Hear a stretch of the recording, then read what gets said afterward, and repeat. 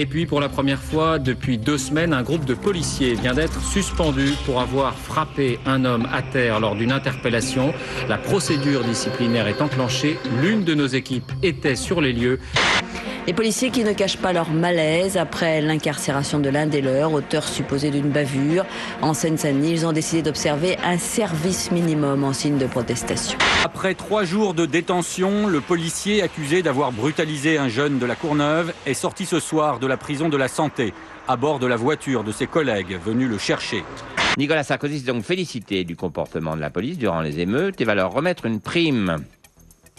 Combien t'en as cogné, toi, des racailles? 5, chef. Ouais, j'ai même les dents comme preuve. Ah ouais, pas mal. Tiens. Vous le savez, dans les années 60, notre riche et paisible précipauté a totalement oublié de se doter d'une banlieue difficile comme ses principaux voisins.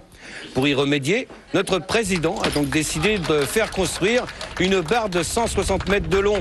Un immeuble insalubre dans lequel 1 millier de volontaires grolandais ont décidé de vivre pendant 3 mois pour meubler leur ennui. On les voit au moment de leur arrivée. Oh, c'est extraordinaire, nous allons vivre la grande aventure du dénuement, de la violence urbaine, du buton des cœurs. Et 3 mois après, on les voit au moment du retour sur Terre. On va te foutre le feu en cul de terrasse. Et qu'est-ce que tu viens nous emmerder ici avec ta caméra? Mors-toi, t'as rien à foutre ici, tire-toi, tu nous emmerdes.